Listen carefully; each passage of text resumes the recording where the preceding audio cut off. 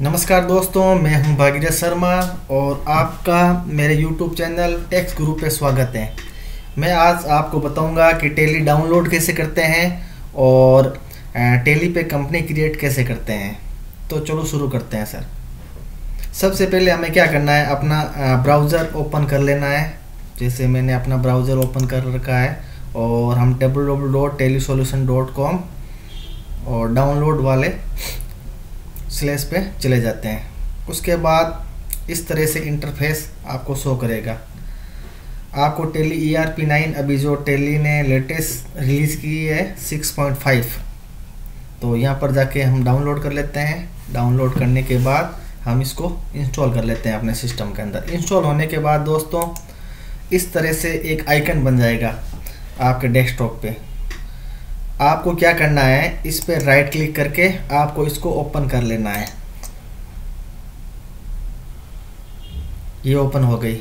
तो ओपन होते ही इस तरह से एक इंटरफेस खुल जाएगा और सबसे पहले आ रहा है कंपनी इन्फो, कंपनी इंफॉर्मेशन, और सबसे पहले आ रहा है select company, login as remote user और क्रिएट कंपनी। थर्ड ऑप्शन है, उस पर हमें क्लिक कर लेना है।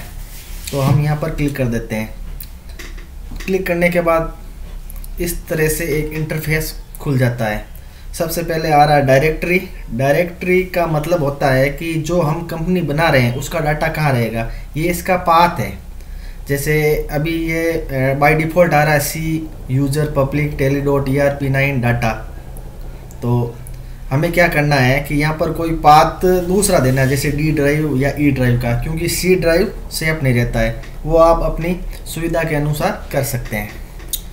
आज हम डेमो के लिए कंपनी बना रहे हैं ABC। ये हमने नेम के अंदर ABC कंपनी नाम डाल दिया। उसके बाद आ रहा है primary mailing detail. Primary mailing detail के अंदर मेलिंग नेम के अंदर तो एज इट इज़ आ जाएगा अपनी कंपनी का नाम। उसके बाद हमें कंपनी का एड्रेस डाल देते हैं, जैसे मैंने यहाँ पर डाल दिया दिल्ली।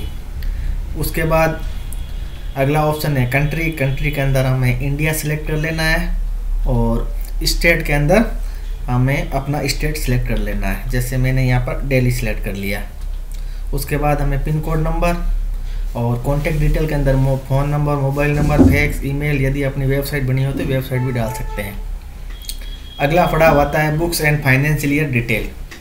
तो हमें यहाँ पर क्या करना है, फाइनेंशियल ईयर बिगिनिंग फ्रॉम। हमारा फाइनेंशियल ईयर 1 अप्रैल से शुरू होता है और 31 मार्च को ख़त्म होता है।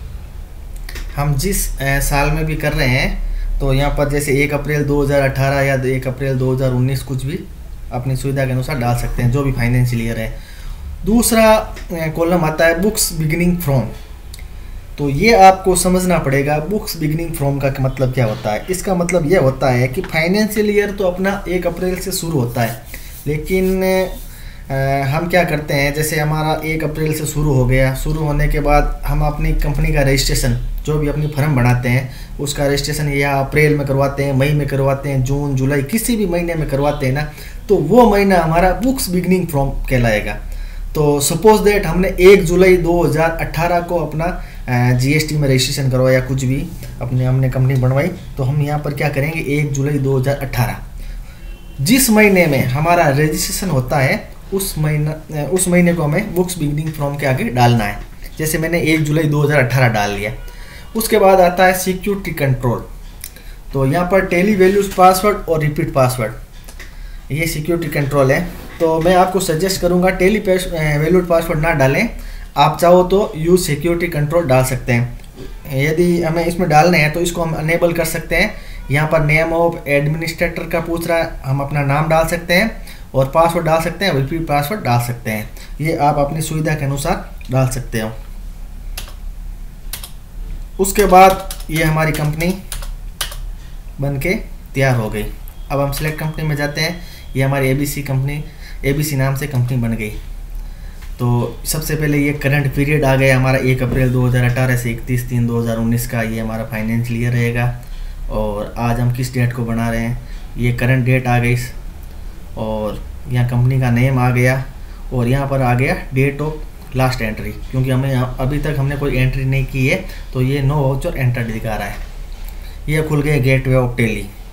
गेटवे ऑफ टैली के अंदर 4 तरह के होते हैं मीटर, मैं आपको बता देता हूँ। सबसे पहले होता है मास्टर। मास्टर के अंदर हम अकाउंटिंग इंफॉर्मेशन आता है, दूसरा आता है इन्वेंट्री इंफॉर्मेशन, और हमारा दूसरा है ट्रांजैक्शन। ट्रांजैक्शन के अंदर 2 तरह के आते हैं, एक अकाउंटिंग वाउचर और एक आता है इन्वेंट्री वाउचर।